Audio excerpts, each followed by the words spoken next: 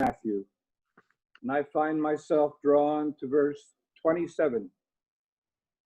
But immediately Jesus spoke to them and said, "Take heart, it is I.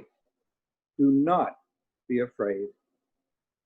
Susan Guthrie is an Episcopal priest and a very good friend of Holy Cross, and this is a portion from her reflection on today's gospel story. She says, Peter's impulse to walk on water is a line of thought I can't imagine even once. The disciples see Jesus coming across the wind-stirred waters, and terrified, they think the figure coming toward them on the water is a ghost. Recognizing Jesus, the terror intensifies, and Jesus calls, "Fear not, it is I." And Peter blurts out, "If it is you, command me to come to you on the water." "What?" she says. What put that into his head? Did the others think to themselves, "Oh, I'd like to try that. Yeah, Lord, call me out in the water too." And what made Peter think he could walk to Jesus across the water? "If it is you, command me to come to you on the water. And if it isn't you, if you're the devil, I'll just drown." "So come on out," says Jesus. His impulse is far ahead of his rational mind.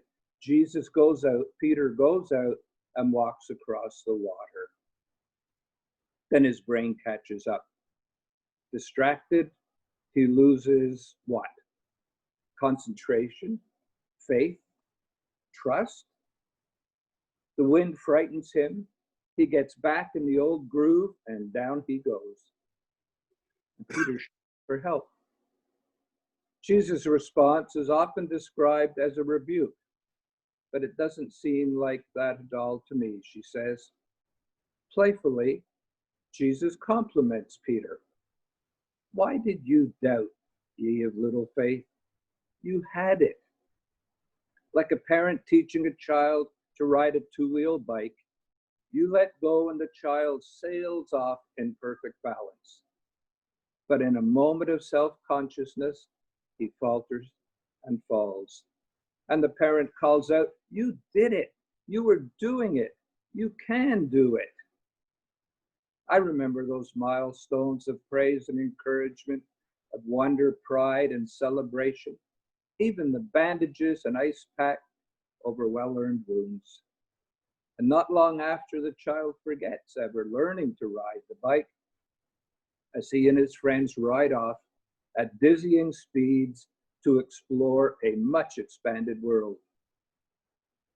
Jesus meets Peter's panic with an outstretched arm and the gentle encouragement of a loving parent. "Look, you transcended the deep.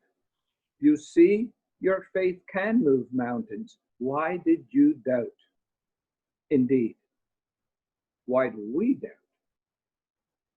Last summer, when I was with you, I told the story of a wise old man, and many of you told me that you enjoyed the story, and it had been helpful to hear. And since that first telling, I've learned who the author of the story is. His name is Max Lucado, and he is on the pastoral staff in Oak Hills Church in San Antonio, Tennessee. And he presses every word of his sermons through this sieve. Why would this matter on Monday morning? How can I relate the promises of God to every person, wherever they are, regardless of the burdens they carry? At Oak Hills Church, the gospel compels us to live courageously, love authentically, as we follow Jesus moment by moment. So again, here's that story of the old man. Once upon a time, there was an old man who lived in a tiny village. And although poor, he was envied by all, for he owned a beautiful white horse. Even the king coveted his treasure. A horse like this had never been seen before, such was its splendor. and its majesty and its strength. And people offered fabulous prices for the steed, but the old man always refused. "This horse is not a horse to me," he would tell them. "It is a person. How could you sell a person?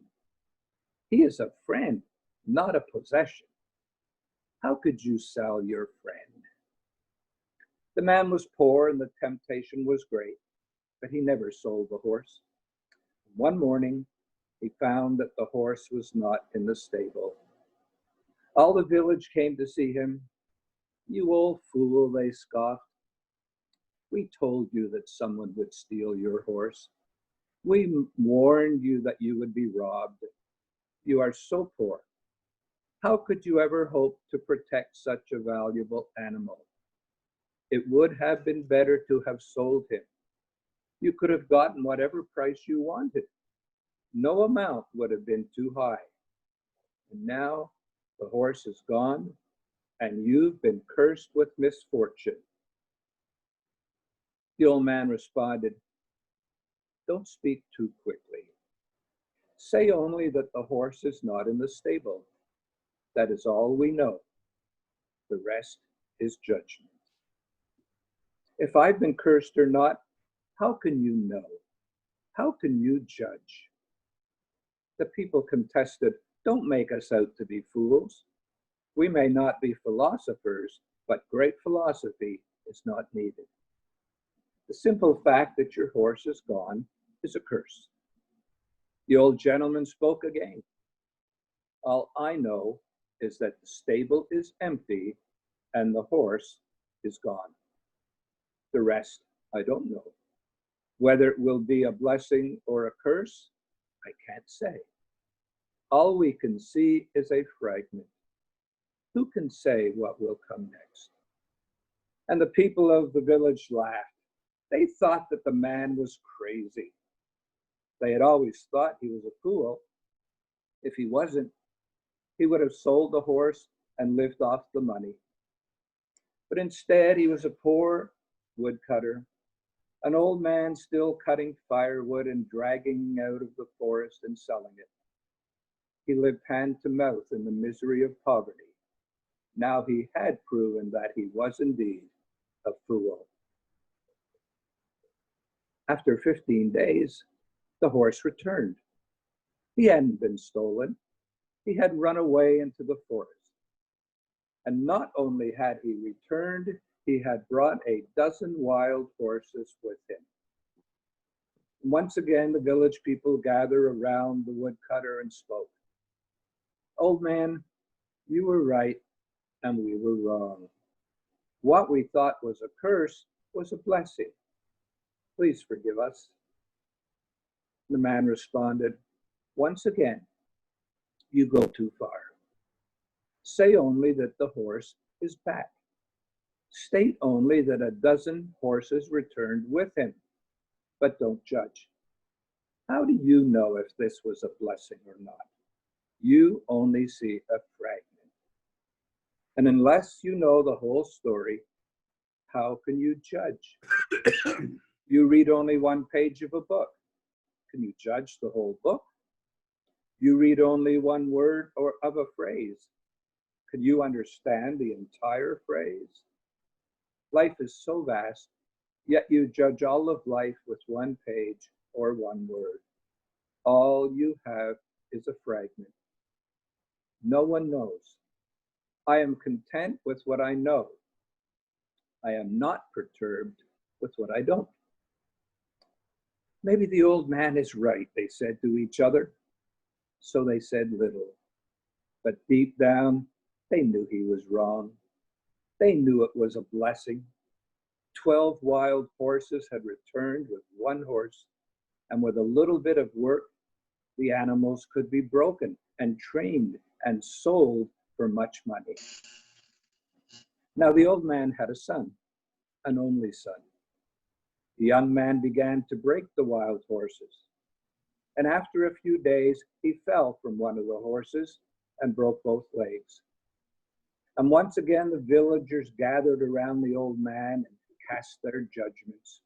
"You were right," they said. "You proved You were right. The dozen horses were not a blessing. They were a curse. Your only son has broken his legs, and now, in your old age, you have no one to help you. Now you are poorer than ever. The old man spoke again. You people are obsessed with judging. Don't go so far. Say only that my son broke his legs. Who knows if it's a blessing or a curse? No one knows. We only have a fragment. Life comes in fragments. It so happened that a few weeks later, the country engaged in a war against a neighboring country. And all the young men of the village were required to join the army. And only the son of the old man was excluded because he was injured. Once again, the people gathered around the old man, crying and screaming because their sons had been taken, and there was little chance that they would return. The enemy was strong, and the war would be a losing battle. They would never see their sons again. You were right, old man, they wept. God knows you were right. This proves it. Your son's accident was a blessing. His legs may be broken, but at least he is with you. Our sons are gone forever. The old man spoke again. It is impossible to talk with you. You always draw conclusions. No one knows. Say only this. Your sons had to go to war, and mine did not. No one knows if it's a blessing or a curse. No one is wise enough to know. Only God knows. So, Jesus spoke to them and said, take heart. It is I. Do not